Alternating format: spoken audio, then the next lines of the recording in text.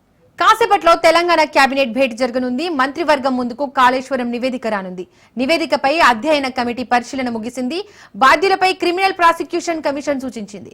Kaleshwaram commission నివేదికపై cabinet చర్చించనుంది. పూర్తి నివేదికను అసెంబ్లీలో ప్రభుత్వం ప్రవేశపెట్టనుంది.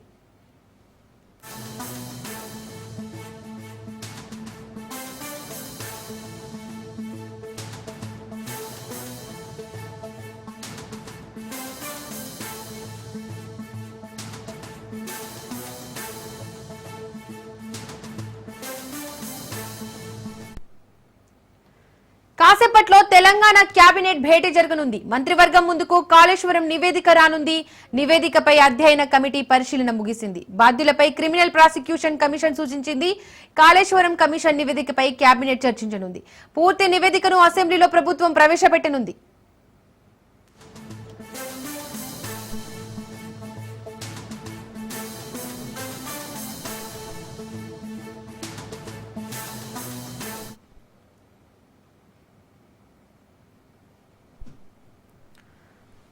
రాజు, కాసేపట్లో తెలంగాణ కేబినెట్ భేటీ జరగనుంది. అయితే కాళేశ్వరం నివేదిక కూడా వచ్చింది. దీనికి సంబంధించి డీటెయిల్స్ ఏంటి? కాసేపట్లో తెలంగాణ కేబినెట్ సమావేశం ప్రారంభం కాబోతా ఉంది. ఇప్పటికే రాష్ట్ర సచివాలయానికి సీఎం రేవంత్ రెడ్డి మంత్రులు కూడా చేరుకుంటున్న పరిస్థితి కనిపిస్తోంది. కాసేపట్లోనే మంత్రివర్గ సమావేశం ప్రారంభం కాబోతా ఉంది. ప్రధానంగా కాళేశ్వరం కమిషన్ రిపోర్టు ఏదైతే justice PC Ghosh commission report ఇచ్చిందో దానిపైనే ప్రధానంగా రాష్ట్ర ప్రభుత్వం ఈరోజు కేబినెట్లో చర్చించే అవకాశం కనిపిస్తూ ఉంది. ఇప్పటికే దీనికి సంబంధించి ఏదైతే త్రిసభ్య కమిటీ ఇచ్చినటువంటి రిపోర్టు, అంటే కాళేశ్వరం కమిషన్ 650 పేజీలతో ఇచ్చినటువంటి రిపోర్ట్ను సమరైజ్ చేసి రాష్ట్ర ప్రభుత్వానికి ఈ యొక్క సమరైజ్ చేసినటువంటి రిపోర్టు కూడా ఈ త్రిసభ్య కమిటీ ఇప్పటికే అందివ్వడం జరిగింది. దీనికి సంబంధించి ఈరోజు ఈ యొక్క కేబినెట్ సమావేశంలో కాళేశ్వరం కమిషన్ పైనే ప్రధానంగా చర్చ జరిగే అవకాశం కనిపిస్తూ ఉంది. ఈ యొక్క కమిషన్ దాదాపు 16 నెలల పాటు సుదీర్ఘంగా విచారణ చేసి 650 పేజీలతో ఈ రిపోర్టు తయారు చేయడం జరిగింది.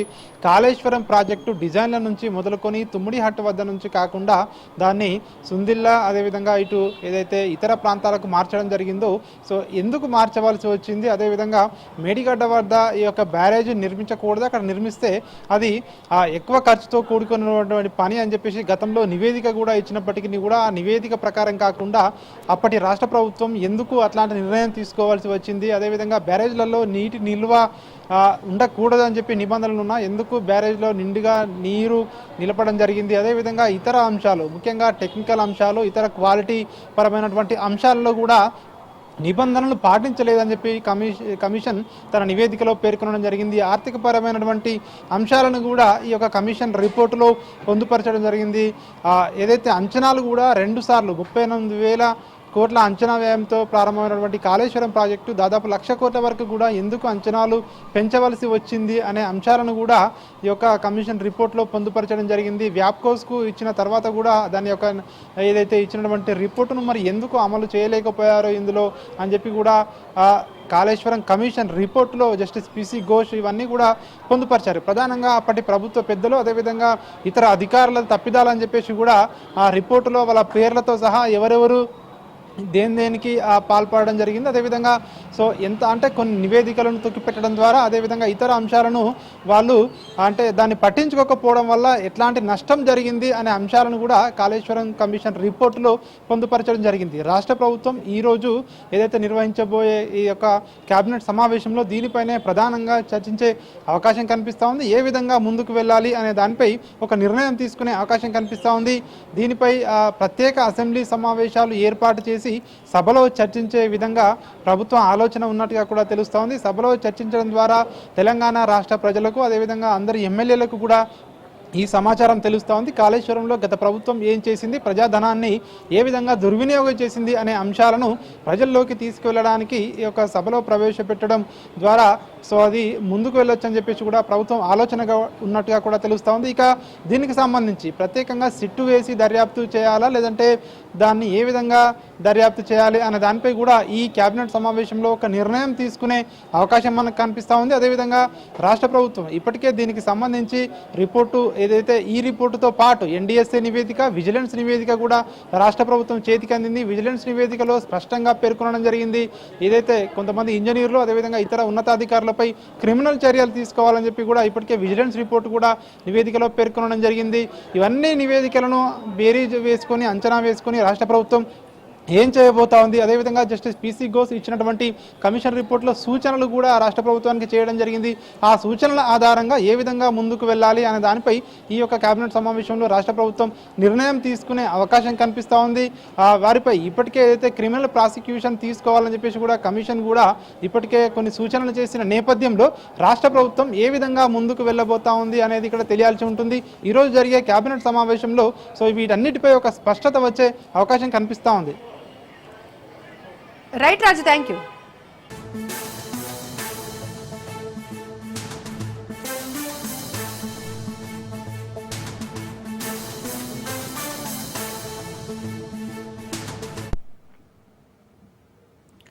జయశంకర్ భూపాలపల్లి జిల్లా కాళేశ్వరం ప్రాజెక్టులోని కన్నెపల్లి లక్ష్మీ పంప్ హౌస్ వద్ద ఉద్రిక్తత చోటు చేసుకుంది. బీఆర్ఎస్ బృందం లక్ష్మీ పంప్ హౌస్ సందర్శనలో భాగంగా పంప్ హౌస్ లోకి వెళ్లేందుకు యత్నించగా పోలీసులు అడ్డుకున్నారు. లోపలికి వెళ్లేందుకు అనుమతి లేదంటూ గేట్ వద్ద అడ్డుకున్నారు పోలీసులు. పంపు హౌస్ లోకి మోటార్లను ఆన్ చేయాలని గేట్ ముందు బైఠాయించారు బీఆర్ఎస్ కార్యకర్తలు. సీఎం రేవంత్, మంత్రి శ్రీధర్ బాబుకు వ్యతిరేకంగా నినాదాలు చేశారు బీఆర్ఎస్ నాయకులు.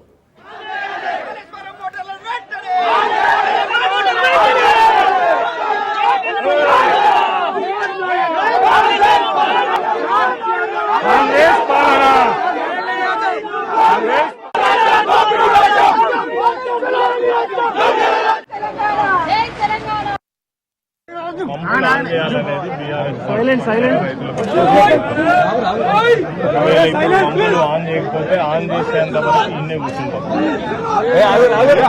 మాట్లాడుతున్నారు పంపులు ఆన్ చేయించండి, వదిలిపెట్టండి, మేము ఆన్ చేసుకుంటాం. లేకపోతే వదిలిపెట్టండి, మేము ఆన్ చేసుకుంటాం. లేదంటే మేము ఇక్కడ కూర్చుంటాం. నీళ్లున్నాయి, నీళ్లు ఎత్తే అవకాశం ఉన్నది. నీళ్లు ఎత్తి మొత్తం రిజర్వాయర్లు, చెరువులు నింపే అవకాశం ఉండగా కూడా కావాలని నింపుతలేరనేది మనకు తెలుస్తున్నది. ఇలా ఈఎన్సీ తోటి చెప్తే మాట్లాడితే, నేను వినోద్ కుమార్ గారు మాట్లాడితే కూడా ఏం చెప్తున్నారంటే ఎన్డీఎస్ఏ రిపోర్ట్ ప్రకారం మేము ఎత్తరాదు అని అంటున్నారు. ఎన్డీఎస్ఏ రిపోర్ట్ కూడా ఏం చెప్పింది, మీరు యాజమాన్యం దాన్ని రిపేర్ చేసుకోవచ్చు. యాజమాన్యం అంటే గవర్నమెంట్ ఆదేశిస్తే ఎవరైతే ఎల్ఎన్టీ సంస్థ ఉన్నదో వాళ్ళే దాన్ని రిపేర్ చేసి ఇస్తారు. మరి అప్పటిదాకా నీళ్లు ఎత్తరా, రైతులను సంపుతారా? అవకాశం ఉండగా కూడా నీళ్లు ఎందుకు ఎత్తుతలేరో చెప్పమని మేము టీఎన్సీ గారు డిమాండ్ చేయడం జరిగింది. ఈ డిమాండ్ ఈ రోజు మేము పోలీసుల రిక్వెస్ట్ మేరకు, తర్వాత రైతులకు మేలు చేయాలనే ఉద్దేశంతో మేము మా మాజీ శాసనసభ్యులందరూ, ఉమ్మడి జిల్లా నాయకులందరూ కూడా రావడం జరిగింది. కనీసం ఒక వారం రోజుల గడువిస్తున్నాం. వారం రోజులలో కనుక కన్నెపల్లి పంప్ హౌజ్ ఆన్ చేసి నీళ్లు ఎత్తకపోతే, రిజర్వాయర్లు నింపకపోతే, చెరువులు నింపకపోతే బీఆర్ఎస్ పార్టీ పక్షాన ఖచ్చితంగా మరి పెద్ద ఎత్తున నిరసన కార్యక్రమాలు చేస్తాము. మొత్తం రైతాంగాన్ని కూడా పాల్గొనేటట్టు చేస్తాము. రాష్ట్ర బీఆర్ఎస్ పార్టీ కూడా ఇన్వాల్వ్ అవుతుంది. కేటీఆర్ గారు, హరీష్ రావు గారు, కేసీఆర్ గారి ఆదేశాల మేరకు ముందుకు సాగుతాము ఎంతకైతే గంతాయని ఈ రోజు మాత్రం ప్రభుత్వాన్ని మేము డిమాండ్ చేస్తున్నాం. తక్షణమే మా ఇరిగేషన్ మంత్రి గారు ఉత్తమ్ కుమార్ రెడ్డి గారు ఈరోజు జరిగినటువంటి విషయాలను పరిగణనలోకి తీసుకొని కన్నెపల్లి పంప్ హౌజ్లను ఆన్ చేయాలని బీఆర్ఎస్ పార్టీ పక్షాన డిమాండ్. భూపాలపల్లి జిల్లా కాళేశ్వరం ప్రాజెక్టు వద్ద చోటు చేసుకున్న ఉద్రిక్తతకు సంబంధించి మరిన్ని డీటెయిల్స్ మా ప్రతినిధి చంద్రశేఖర్ ఫోన్ ద్వారా అందిస్తారు. చంద్రశేఖర్. దీపిక, జయశంకర్ భూపాలపల్లి జిల్లా Kaleshwaram project Kannepalli Lakshmi pump house ని ఈ రోజు ఉమ్మడి కరీంనగర్ బీఆర్ఎస్ నాయకులంతా కూడా పర్యటించనున్న నేపథ్యంలో కొంత ఉద్రిక్త వాతావరణం అయితే చోటు చేసుకుంది. పంప్ హౌస్ లోకి వెళ్లి పంప్ హౌస్ ని పరిశీలిస్తామనుకున్న బీఆర్ఎస్ నాయకులకి అనుమతి లేదంటూ పోలీసులు నిరాకరించారు. దీంతో ఒక్కసారిగా వారు పంప్ హౌస్ లోకి వెళ్తాము, పంప్ హౌస్ ఎందుకు పంపులు ఆన్ చేయట్లేదు, ఇప్పుడు ఒక పక్క వర్షాలు లేక రైతాంగం చాలా ఇబ్బంది పడుతుంది, దానికి తోడు గోదావరిలో వరదలు గోదావరిలో వరద నీరు భారీగా సముద్రంలో కలుస్తున్న నేపథ్యంలో ఈ లిఫ్ట్ ఇరిగేషన్ ద్వారా ఏదైతే ఈ ఎత్తిపోతల ద్వారా ఈ తెలంగాణలో ఉన్న రిజర్వాయర్లు చెరువులను నింపి రైతాంగాన్ని ఆదుకోవాలి, కావాలని ప్రభుత్వం ఈ విధంగా కక్ష కట్టి బీఆర్ఎస్ ను బదనం చేయాలని చెప్పేసి రైతులను ఇబ్బంది పెడుతుందని చెప్పేసి కొంత ఉద్రిక్త వాతావరణం చేసుకుంటారు. వారు ఒక్కసారిగా సీఎం రేవంత్ రెడ్డి మంత్రి శ్రీధర్ బాబుకు వ్యతిరేకంగా నినాదాలు చేస్తూ బైఠాయించడంతో కొంత పోలీసులు వారిని శాంతింపజేశారు. ఇటు ప్రాజెక్ట్ సంబంధించిన పోలీసులు కానీ ఇటు ఇంజనీర్లు కానీ అధికారులతో మాట్లాడించడం జరిగింది. మాట్లాడించిన వెంటనే ఒకటే చెప్పారు, ఇటు బీఆర్ఎస్ నాయకులు చెప్తున్నారు ఒకటే, మీరు వారం రోజుల్లో కనుక మన ఎత్తిపోతలు కనుక స్టార్ట్ చేసి మీరు చెరువులు రిజర్వాయర్లు నింపకపోతే, ఎందుకంటే ఒక పక్క గోదావరిలో వరద నీరు బాగా ఉన్నప్పటికీ కావాలని ప్రభుత్వం నిర్లక్ష్యం చేస్తుంది, రైతాంగాన్ని ఆదుకోవాలి, రైతాంగానికి కాళేశ్వరం ప్రాజెక్టు ఎంతో వరము, అలాంటి ప్రాజెక్టు కావాలనే నీరు గారుస్తున్నారు, వారం రోజులు డెడ్ లైన్ ఇస్తున్నాము, వారం రోజులు కనుక నీళ్లు కనుక ఎత్తిపోతల్లో చెరువులు నింపకపోతే మాత్రం భారీ ఎత్తులో మొత్తం ఇటు కేటీఆర్ హరీష్ రావుతో మాట్లాడి భారీ ఎత్తున నిరసనలు చేస్తాము, మేమే వచ్చి ఎత్తిపోతల పథకాన్ని స్టార్ట్ చేస్తాము, లిఫ్ట్ ఇరిగేషన్ మోటార్ లాంచ్ చేస్తామని హెచ్చరించడం జరిగింది. Deepika. Right Chandrashekar, thank you. రిజర్వేషన్లపై తెలంగాణ కాంగ్రెస్ పోరు ఉధృతం చేసింది. ఢిల్లీకి తెలంగాణ కాంగ్రెస్ నేతలు వెళ్లారు. చల్లపల్లి నుండి ప్రత్యేక రైలులో హస్తినాకు బయలుదేరారు. బీసీలకు 42% రిజర్వేషన్ల అమలుకు డిమాండ్ చేస్తోంది తెలంగాణ ప్రభుత్వం. బీసీ బిల్లు రాష్ట్రపతి ఆమోదించాలని ఈ నెల 6న ధర్నా నిర్వహించనున్నారు. ఈ ధర్నాలో ముఖ్యమంత్రి రేవంత్ రెడ్డి, పీసీసీ చీఫ్ మహేష్ కుమార్ గౌడ్, మంత్రులు పాల్గొననున్నారు.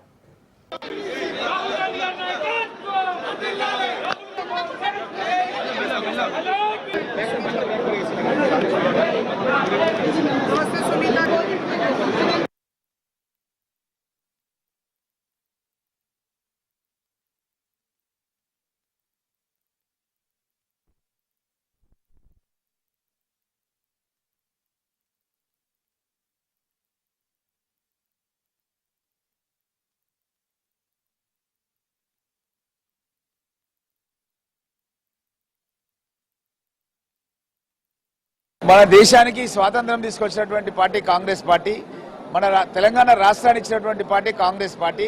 గతంలో ఎస్సీలకు రిజర్వేషన్లు ఇచ్చింది కాంగ్రెస్ పార్టీ, ఎస్టీలకు రిజర్వేషన్లు ఇచ్చింది కాంగ్రెస్ పార్టీ.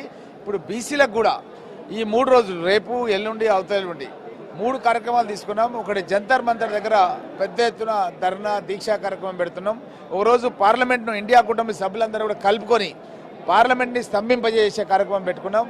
ఇంకోటి రాష్ట్రపతి గారిని కలిసి శాసన మండలి, శాసనసభ, మంత్రులు, ముఖ్యమంత్రి అందరం కూడా కలిసి ఒక విజ్ఞాపన పత్రం ఇచ్చే కార్యక్రమం తీసుకున్నాం. ప్రజా ఉద్యమాన్ని దీన్ని నిర్మించైనా సరే, కేంద్ర ప్రభుత్వం బీజేపీ మెడల్ వంచైనా సరే ఈ బీసీ రిజర్వేషన్ ఇవ్వడానికి ఒక పక్కడబందీ వ్యూహాన్ని మా గౌరవ ముఖ్యమంత్రి రేవంత్ రెడ్డి గారు, మహేష్ కుమార్ గౌడ్ గారు, పీసీసీ అధ్యక్షులు గారు దాన్ని ప్లాన్ చేయడం జరిగింది. తప్పకుండా బీసీ రిజర్వేషన్ సాధించడం చూస్తున్నారు. ఈరోజు రైలే మొత్తం 1200 మందిని తీసుకొని ఢిల్లీకి వెళ్తున్నాం. ఇంకా ఖచ్చితంగా సాధించుతాం. మేము బీసీ రిజర్వేషన్ సాధించే వరకు ఈ పోరాటం కొనసాగుతుంది. మన దేశానికి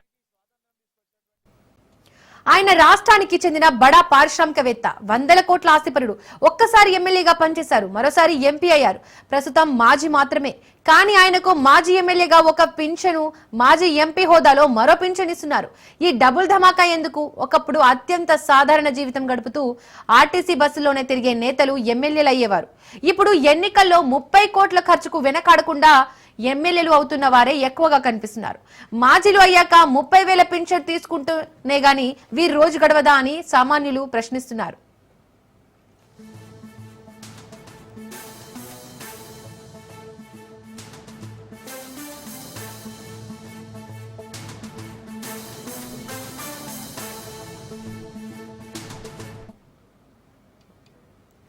ఒక్కసారి ఎమ్మెల్యేగా గెలిచి ఏదైనా కారణాల వల్ల నెలకో 2 నెలలకో మాజీ అయినా జీవితాంతం పింఛన్ పొందవచ్చు.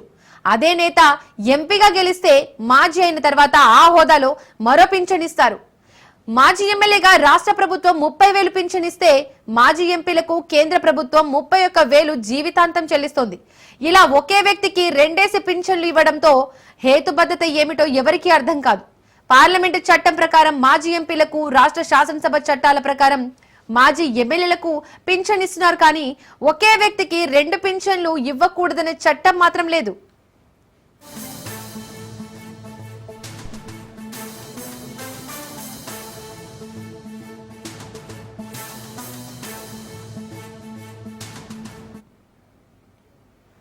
మాజీ ఎంపీగా మాజీ ఎమ్మెల్యేగా పనిచేసి 2 పింఛన్లు తీసుకుంటున్న వారు చాలా మంది ఉన్నారు.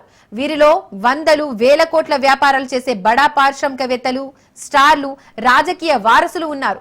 మన రాష్ట్రంలో ఎమ్మెల్యేగా ఒక్కరోజు పనిచేసి మాజీ అయినా జీవితాంతం 30,000 పింఛన్ వస్తోంది. తెలంగాణలో మాజీ ఎమ్మెల్యేలకు 50,000 పింఛన్ చెల్లిస్తున్నారు. ఇక మాజీ ఎంపీలకు 31,000 పింఛన్ అందుతుంది. విచిత్రం ఏమిటంటే ఒకే వ్యక్తి 2 పదవులు చేసి మాజీ అయ్యాక అటు కేంద్రం ఇటు రాష్ట్రాల పింఛన్లు ఇచ్చేస్తున్నాయి. ఏదేమైనా వాళ్ళు దీనిని వదులుకోవడం లేదు. మిగిలిన వాళ్ళు తమకు తెలియకుండానే 2 తీసుకుంటున్నారు.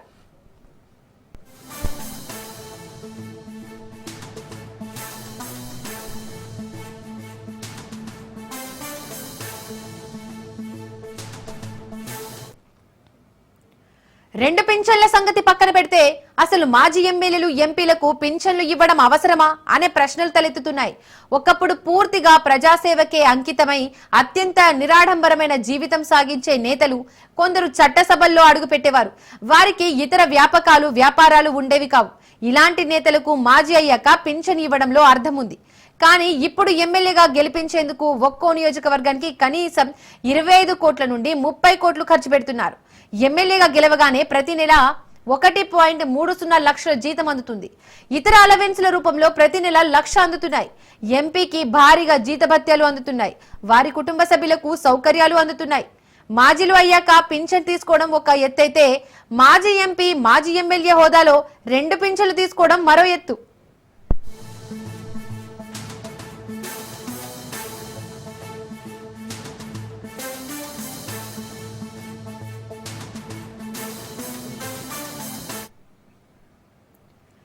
రెండు పింఛన్లు తీసుకుంటున్న వారు నైతిక బాధ్యతగా ఒకదానిని వదులుకోవాలనే వాదన వినిపిస్తోంది. ప్రభుత్వమైన ఒక మాజీకి ఒకటే పింఛను చట్టం తేవాలనే డిమాండ్లు గట్టిగా వినిపిస్తున్నాయి.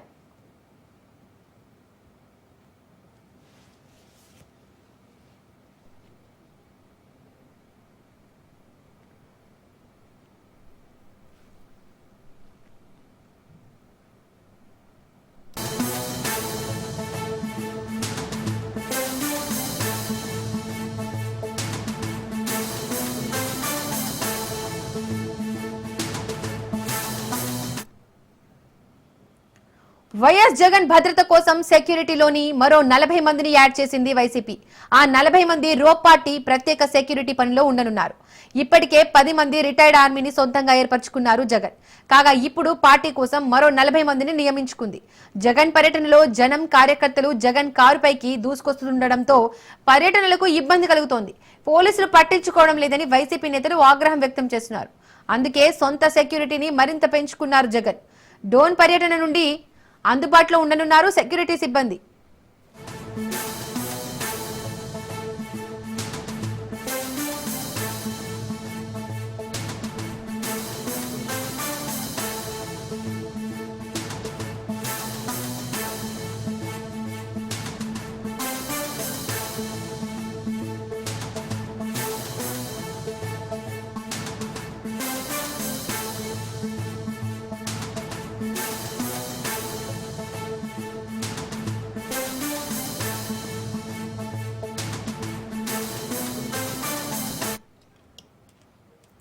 వైఎస్ జగన్ భద్రత కోసం సెక్యూరిటీలోని మరో 40 మందిని యాడ్ చేసింది వైసీపీ.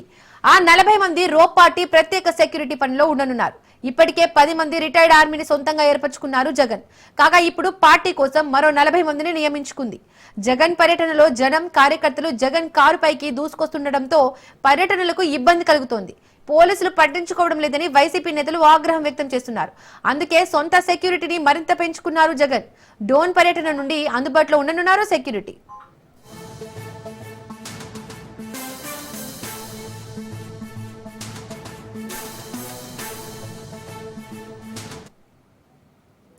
ఇదే అంశానికి సంబంధించి మరిన్ని డీటెయిల్స్ మా ప్రతినిధి రమేష్ అందిస్తారు. రమేష్, జగన్ సెక్యూరిటీ పెరిగినట్టుగా తెలుస్తోంది, దీనికి సంబంధించి డీటెయిల్స్ ఏంటి? దీపిక, మాజీ ముఖ్యమంత్రి జగన్మోహన్ రెడ్డి భద్రతకు సంబంధించి వైఎస్ఆర్ కాంగ్రెస్ పార్టీ కీలక నిర్ణయం తీసుకుంది.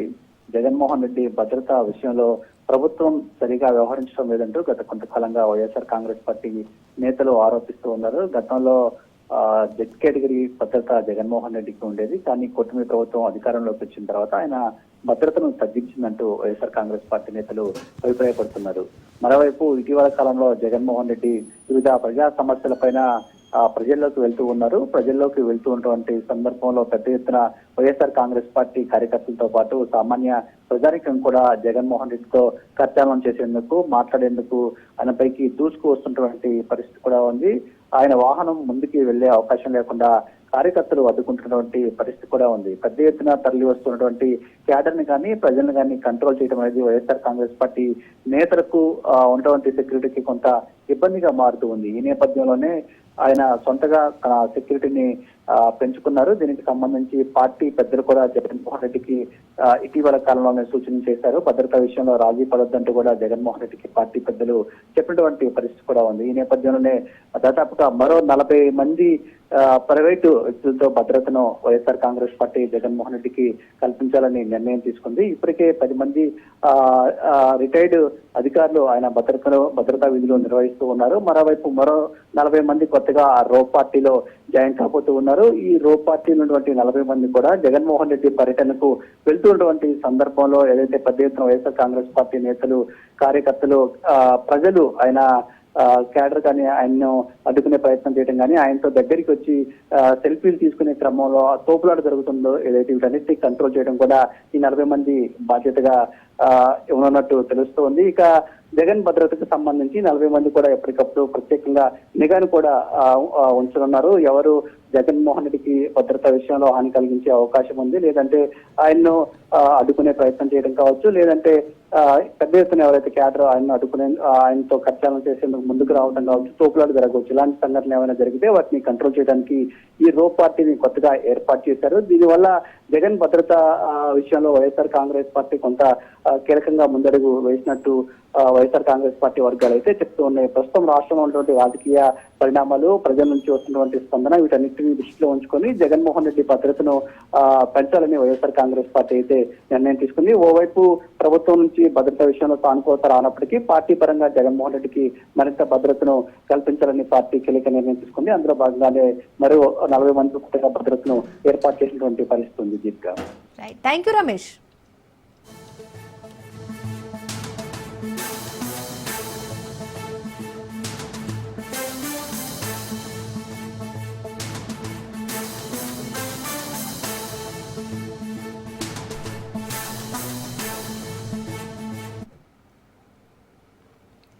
గుంటూరు తూర్పు ఎమ్మెల్యే మహమ్మద్ నసీర్ అహ్మద్ ఓ మహిళతో మాట్లాడిన వీడియో వైరల్ గా మారింది. గతంలో టీడీపీ కార్పొరేటర్ పదవికి పోటీ చేసి ఒక మహిళతో వీడియోలో చెప్పలేని రీతిలో సైగలు చేస్తూ వ్యవహరించిన తీరు తేట తెల్లమైంది. ఎమ్మెల్యే నసీర్ ఆ మహిళ వ్యవహరించిన తీరు సభ్య సమాజం తలదించుకునేలా ఉందనే అభిప్రాయం వ్యక్తమవుతోంది. ఎమ్మెల్యే నసీర్ తీరుపై మహిళా లోకం దుమ్మెత్తిపోస్తోంది. ఆ వీడియోలో ఆడియో వినబడకపోయినా ఎమ్మెల్యే వ్యవహరించిన తీరు స్పష్టంగా తెలుస్తోంది.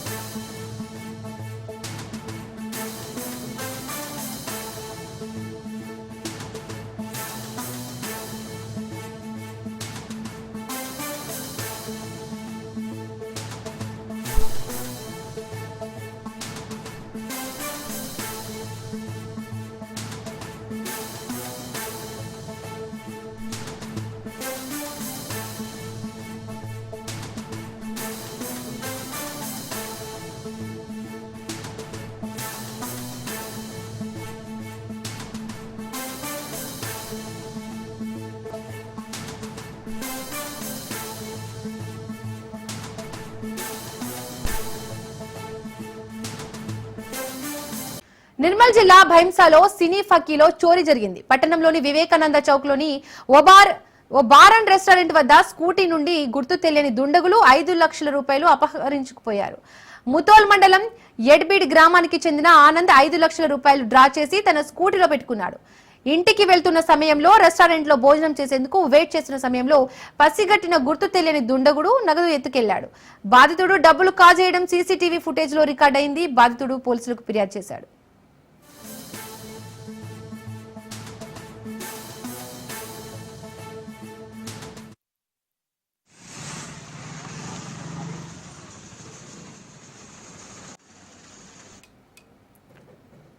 నిర్మల్ జిల్లా భైంసాలో సినీ ఫక్కీలో చోరీ జరిగింది. పట్టణంలోని వివేకానంద చౌక్ లో ఓ బార్ అండ్ రెస్టారెంట్ వద్ద స్కూటీ నుండి గుర్తు తెలియని దుండగుడు 5 లక్షల రూపాయలు అపహరించుకుపోయాడు. ముతోల్ మండలం ఎడ్బిట్ గ్రామానికి చెందిన ఆనంద్ 5 లక్షల రూపాయలు డ్రా చేసి తన స్కూటీలో పెట్టుకున్నాడు. ఇంటికి వెళ్తున్న సమయంలో రెస్టారెంట్ లో భోజనం చేసేందుకు వెయిట్ చేస్తున్న సమయంలో పసిగట్టిన గుర్తు తెలియని దుండగుడు నగదు ఎత్తుకెళ్లాడు. బాధితుడు డబ్బులు కాజేయడంతో సీసీటీవీ ఫుటేజ్ లో రికార్డ్ అయింది. బాధితుడు పోలీసులకు ఫిర్యాదు చేశాడు.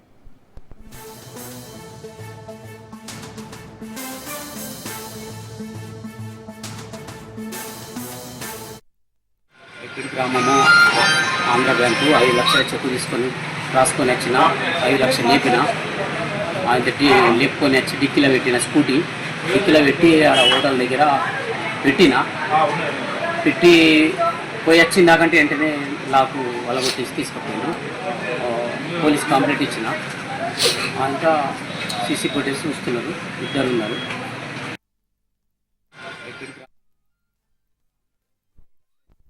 పశ్చిమ గోదావరి జిల్లా నర్సాపురం నారాయణ స్కూల్ వద్ద ఉద్రిక్త పరిస్థితి నెలకొంది. ప్రిన్సిపల్ రాజీవ్ కి వ్యతిరేకంగా విద్యార్థులు తరగతులు బహిష్కరించి స్కూల్ గేటుకు తాళం వేశారు. ప్రిన్సిపల్ వద్దంటూ నినాదాలు చేస్తూ ధర్నాకు దిగారు.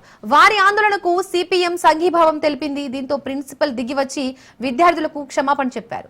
స్కూల్లో మౌలిక వసతులు మెరుగుపరుస్తానని హామీ ఇవ్వడంతో విద్యార్థులు ఆందోళన విరమించారు. మాకు 2 ట్యాంక్స్ ఉంటాయి. దానికి 9 కింద వేస్తారు. 9 ట్యాంక్స్ కింద వేస్తారు వాటర్స్. దానికి మాకు అసలు నేను చదివిన దగ్గర నుంచి 6th దగ్గర నుంచి 10th వరకు నేను స్టాండర్డ్ ఇక్కడ చదివాను. చిన్నప్పటి నుంచి కూడా అసలు మా ఫ్లోర్లో అసలు వాటరే ఉండవు. కిందకి వెళ్ళి తెచ్చుకోవాలి మేము. అది కూడా ప్రిన్సిపల్ సార్ అంటున్నారు మీరు వాటర్స్ ఎంటీ బాటిల్స్ తెచ్చుకుంటున్నారు, ఇక్కడికి వచ్చి ఫిల్ చేసుకుంటున్నారు, అన్వేస్ట్గా వాటర్ వాడుతున్నారు అంటున్నారు. అసలు మేము వాడమని వాళ్ళకి తెలుసా? ఆయన చూసారా? మాకు దానికి రీజన్ చెప్పమనండి. మాకైతే ప్రిన్సిపల్ వద్దు, మాకు ఈ మేనేజ్మెంట్ వద్దు. మేమైతే ఈ బ్రాంచ్ మీద వదులుకోవాలనుకోవట్లేదు.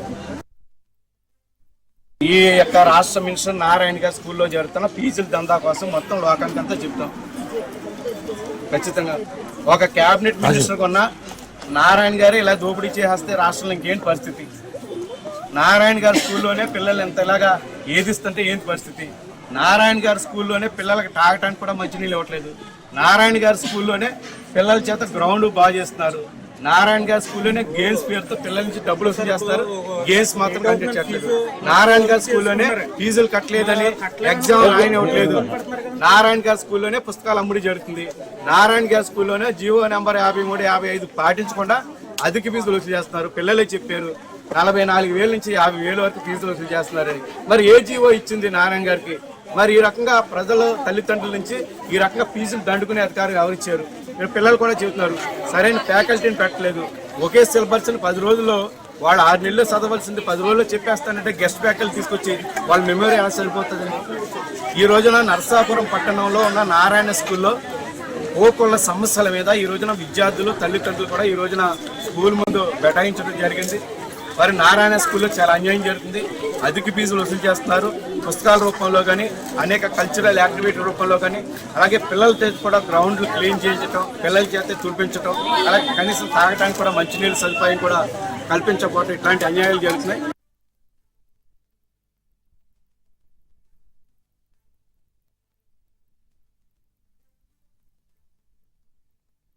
జేఎంఎం అధినేత జార్ఖండ్ మాజీ సీఎం షిబు సోరెన్ మృతి పట్ల బ్యూరస్ అధినేత కేసీఆర్ సంతాపం వ్యక్తం చేశారు.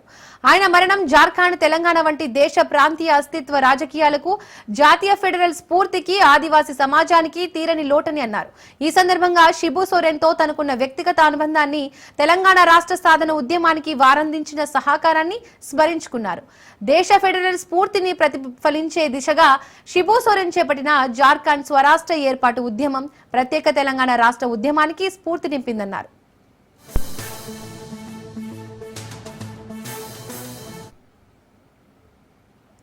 2001లో తెలంగాణ రాష్ట్ర సమితి స్థాపన సమయంలో షిబు సోరెన్ ను హైదరాబాద్ లో జరిగిన తొలి సభకు మొదటి అతిథిగా ఆహ్వానించుకున్నామని గుర్తు చేశారు.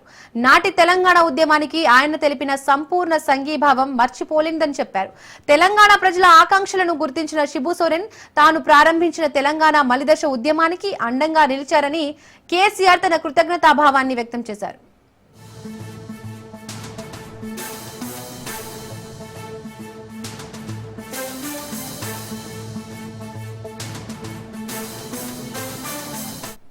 వ్యాధితో బాధపడుతున్న శిబు సోరెన్ కాసేపటి క్రితం మృతి చెందారు. శిబు సోరెన్ 3 సార్లు ముఖ్యమంత్రిగా పనిచేశారు. దుమ్కా లోక్సభ నుండి 8 సార్లు ఎంపీగా గెలిచారు. జార్ఖండ్ రాష్ట్ర సాధన పోరాటం శిబు సోరెన్ పోరాటం చేశారు. జార్ఖండ్ సాధనకు జార్ఖండ్ ముక్తి మోర్చా ఏర్పాటు చేశారు.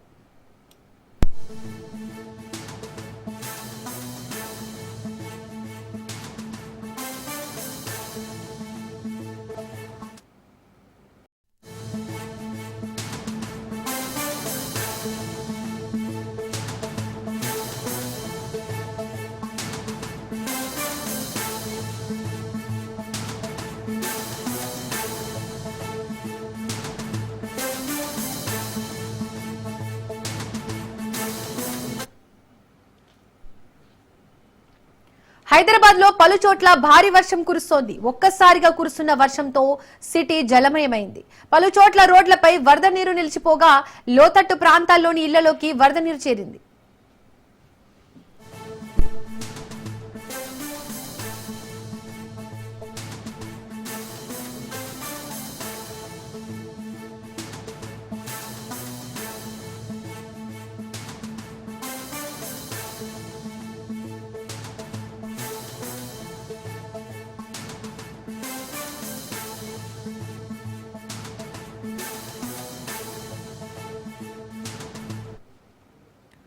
హైదరాబాద్ లో పలు చోట్ల భారీ వర్షం కురుస్తోంది. ఒక్కసారిగా కురుస్తున్న వర్షంతో సిటీ జలమయమైంది. పలు చోట్ల రోడ్లపై వరద నీరు నిలిచిపోగా లోతట్టు ప్రాంతాల్లోకి ఇళ్లలోకి వరద నీరు చేరింది.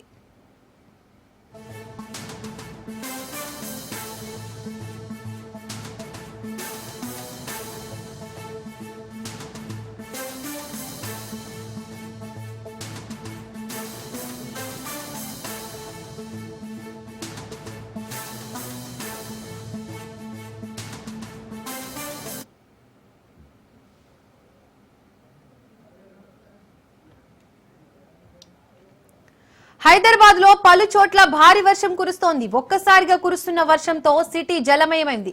పలు చోట్ల రోడ్లపై వరద నీరు నిలిచిపోగా లోతట్టు ప్రాంతాల్లోని ఇళ్లలోకి వరద నీరు చేరింది.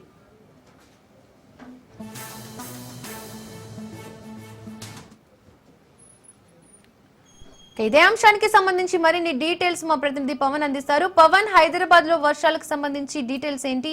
లోతట్టు ప్రాంతాల పరిస్థితి ఏ విధంగా ఉంది?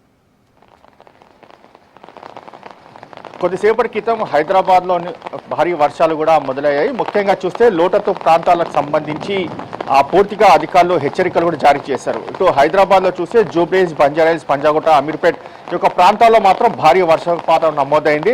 మరోవైపు చూస్తే మాత్రం సికింద్రాబాద్ ఏరియాలో కూడా భారీ ఎత్తున యొక్క వర్షాలు కూడా పడుతున్నాయి. అయితే లోతట్టు ప్రాంతాలకు సంబంధించిన ప్రజలను మాత్రం ఇప్పటికే అధికారులు హెచ్చరికలు కూడా జారీ చేశారు. ఎవరైతే ఈ యొక్క లోతట్టు ప్రాంతాల్లో ఉన్నారో వారంతా కూడా సురక్షిత ప్రాంతాలకు వెళ్లాలని చెప్పి కూడా దీనికి సంబంధించి అధికారులు హెచ్చరికలు కూడా జారీ చేశారు. మరోవైపు వాతావరణ శాఖ కూడా దీనికి సంబంధించి అతి భారీ నుంచి భారీ వర్షాలు కూడా కురిసే అవకాశం ఉంటుంది కాబట్టి అందరూ కూడా అలర్ట్ గా ఉండాలి అనేది మాత్రం ప్రధానంగా దీనికి సంబంధించి వాతావరణ శాఖ కూడా హెచ్చరికలు జారీ చేసిన నేపథ్యంలో చాలా మంది కూడా అంటే పని ముగించుకొని ఉద్యోగాల సమయం ముగించుకొని ఇంటికి వెళ్తున్న క్రమంలో మాత్రం చాలా జాగ్రత్తగా వ్యవహరించాలి. ఎందుకంటే రోడ్లపైన యొక్క భారీ వర్షాలు కురిసినప్పుడు దీనికి సంబంధించి భారీ వాటర్ కూడా అక్కడనే నిల్చుంటుంది కాబట్టి దీనికి సంబంధించి అందరూ కూడా చాలా అలర్ట్ గా వెళ్ళాలి అనేది మాత్రం ప్రధానంగా దీనికి సంబంధించి అధికారులు కూడా హెచ్చరికలు కూడా జారీ చేసిన పరిస్థితి చూస్తున్నాము. మరోవైపు చూస్తే దీనికి సంబంధించి ఇప్పటికే ఎక్కడైతే సెన్సిటివ్ ఇష్యూస్ ఉంటాయో దానికి సంబంధించి ఇప్పటికే ట్రాఫిక్ సిబ్బంది అక్కడ చేరుకున్నారు.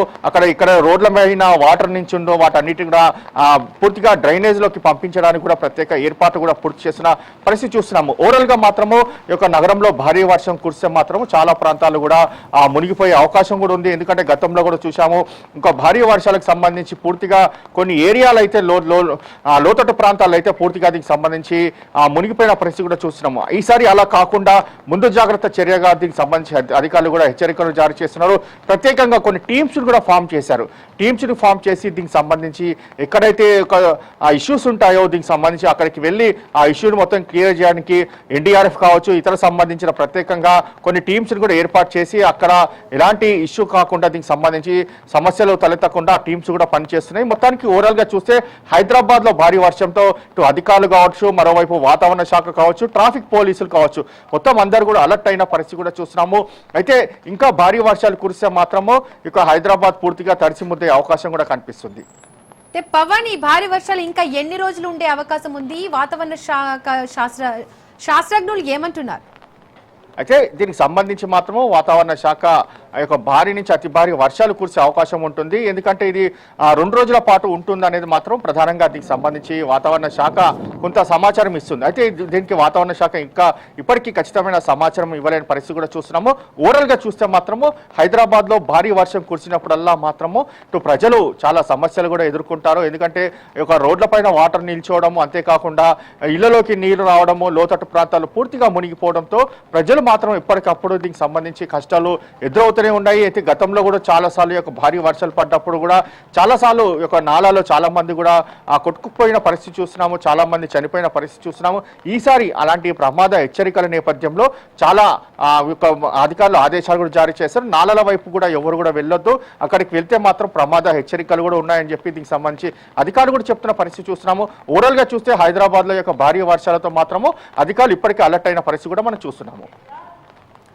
పవన్, అధికారులు లోతట్టు ప్రాంతాల ప్రజలకి ఎలాంటి ముందస్తు జాగ్రత్తలు చెప్తున్నారు, ఎలాంటి చర్యలు తీసుకుంటున్నారు?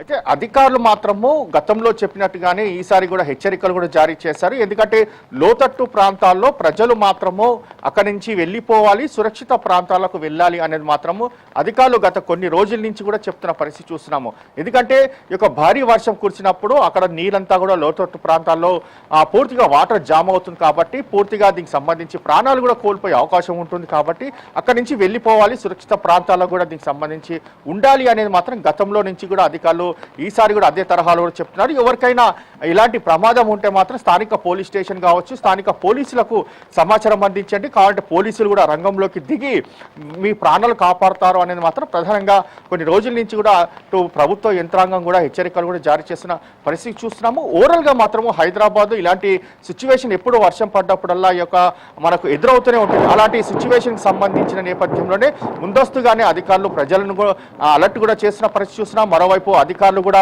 అలర్ట్ అయ్యారు. అలర్ట్ అయిన నేపథ్యంలో కొన్ని టీమ్స్ కూడా ఇప్పటికే రంగంలోకి దిగి దీనికి సంబంధించి భారీ వర్షం ఎక్కడైతే వాటర్ పూర్తిగా స్టోరేజ్ ఉంటుందో ఆ వాటర్ని కూడా పంపించడానికి ప్రత్యేకంగా మిషన్లను కూడా తీసుకొచ్చిన పరిస్థితి చూస్తున్నాము. మొత్తానికి ఓవరాల్ గా చూస్తే వాహనదారులు కూడా చాలా క్యూ పద్ధతి అంటే చాలా జాగ్రత్తగా ఉండాలి. ఎందుకంటే రోడ్లపైన అక్కడక్కడ వాటర్ నిల్చున్నప్పుడు గుంతలు ఉంటాయి, గుంతల్లో పడి వారికి దెబ్బలు తాగే అవకాశం ఉంటుంది. అప్పుడు కూడా చాలా జాగ్రత్తగా వెళ్ళాలి అనేది మాత్రము చాలా రోజుల నుంచి కూడా అధికారులు చెప్తున్న పరిస్థితి చూస్తున్నాము. ఇదే తరహాలో కూడా దీనికి సంబంధించి ఈ రోజు కూడా భారీ వర్షంతో అధికారులు కూడా అలర్ట్ అయ్యి ప్రజలకు కూడా చాలా హెచ్చరికలు జారీ చేస్తున్న పరిస్థితి కూడా మనం గమనిస్తున్నాము. పవన్, హైదరాబాద్ నగరంలో ముఖ్యంగా చూసుకుంటే ట్రాఫిక్ జామ్ అయ్యే సమస్యలు కూడా ఉన్నాయి. దీనికి సంబంధించి ఉద్యోగులకు వర్క్ ఫ్రం హోమ్ ఇవ్వడం లాంటివి ఏమైనా చేశారా, ఏమైనా చేస్తున్నారా? ఇప్పటికైతే భారీ వర్షానికి మాత్రము అధికారులకు వర్క్ ఫ్రం హోమ్ మాత్రం ఇవ్వలేదు. కేవలము ఉద్యోగం సంబంధించి ఆఫీస్కి వస్తున్నారు కాబట్టి 5 నుంచి ఒక్కొక్కరిగా వారి పని గడియలు కూడా ముగుస్తాయి. అప్పటి నుంచి కూడా వారంతా కూడా ఇళ్లలోకి వెళ్ళడానికి కూడా ప్రయత్నిస్తున్న పరిస్థితి చూస్తున్నాం. అప్పుడు మాత్రము చాలా జాగ్రత్తగా వెళ్ళాలి. ఎందుకంటే వర్షానికి భారీ ఎత్తున ట్రాఫిక్ జామ్ అవుతుంది. ట్రాఫిక్లో చిక్కుకొని పూర్తిగా సమస్యలు కూడా తలెత్తాయి. కాబట్టి ఎవరైతే దీనికి సంబంధించి ఉంటుందో వారికి ప్రత్యేకమైన మార్గాలను కూడా ఎంచుకోవాలి. సేఫ్ జోన్గా ఇంటికి వెళ్ళే విధంగా కూడా ఉండాలి అనేది మాత్రము ప్రధానంగా దీనికి సంబంధించి ట్రాఫిక్ సంబంధించిన విభాగం అధికారులు కూడా చెప్తున్నారు. ఓవరాల్గా అన్ని ట్రాఫిక్ పోలీసులు కూడా ఇప్పటికే రంగంలోకి దిగారు. ఎక్కడ దీనికి సంబంధించి ట్రాఫిక్ సమస్య ఉండకుండా కావాల్సిన జాగ్రత్త చర్యలు కావచ్చు, రూట్స్ ప్రత్యేకంగా రూట్స్ అని కూడా ఏర్పాటు చేసిన వాటన్నిటిని కూడా దారి మరలింపు కావచ్చు, దీనికి సంబంధించి ఒక ఏర్పాటు కూడా పూర్తి చేశారు. ముఖ్యంగా హైటెక్ సిటీ, గచ్చిబౌలి, రాయదుర్గం ఈ ప్రాంతాల్లోనైతే పూర్తిగా హెవీ ట్రాఫిక్ ఉంటుంది. ఎందుకంటే ఐటీకి సంబంధించిన ఐటీ కారిడార్ సంబంధించిన కంపెనీస్ అన్నీ కూడా హైటెక్ సిటీ చుట్టుపక్కల ప్రాంతాల్లో ఉంటాయి. కాబట్టి వారంతా కూడా ఒక్కసారిగా ఉద్యోగం ముగించుకొని ఇళ్లలోకి వెళ్ళడానికి ఒక్కసారిగా వేలాది సంఖ్యలో రోడ్లపైకి రావడంతో అక్కడ మాత్రము ట్రాఫిక్ సమస్య విపరీతంగా ఉంటుంది. ప్రతి వర్షం పడ్డప్పుడల్లా దాదాపు 2 నుంచి 3 గంటల వరకు కూడా ట్రాఫిక్లోనే ఇరుక్కోవాల్సిన పరిస్థితి కూడా ఉంటుంది. కానీ ఈసారి మాత్రము అలాంటి సమస్య ఉంటుందా లేదా అనేది మాత్రం వేచి చూడాల్సిన పరిస్థితి కనిపిస్తుంది. ఎందుకంటే ఇప్పటికే పోలీసులు కూడా ఎక్కడ ట్రాఫిక్ సమస్య సమస్య తలెత్తకుండా కావాల్సిన ప్రత్యేక రూట్స్ కూడా ఏర్పాటు చేసిన నేపథ్యంలో ఈ రోజు మాత్రం ట్రాఫిక్ ఉంటుందా లేదా అనేది మాత్రం కొద్దిసేపట్లో తెలుస్తుంది కాబట్టి దీనికి సంబంధించి అధికారులు ఇప్పటికే ట్రాఫిక్ సంబంధించిన డీసీపీ కావచ్చు, కమిషనర్ కావచ్చు, ప్రత్యేకంగా కొన్ని ఆదేశాలు కూడా జారీ చేస్తారు. ట్రాఫిక్ సమస్య తలెత్తకుండా కావాల్సిన వీలైన పద్ధతులు చూసుకోవాలని చెప్పి కూడా కింది స్థాయి సిబ్బందికి కూడా ఇప్పటికే దీనికి సంబంధించి సూచనలు జారీ చేసిన నేపథ్యంలో హైదరాబాద్లో మాత్రం ఎక్కడ ట్రాఫిక్ దీనికి సంబంధించి సమస్య తలెత్తకుండా చూసుకోవాల్సిన పరిస్థితి కూడా ఉన్నట్లుగా దీనికి సంబంధించి పోలీసులు కూడా అంటున్నారు. Right Pawan, thank you.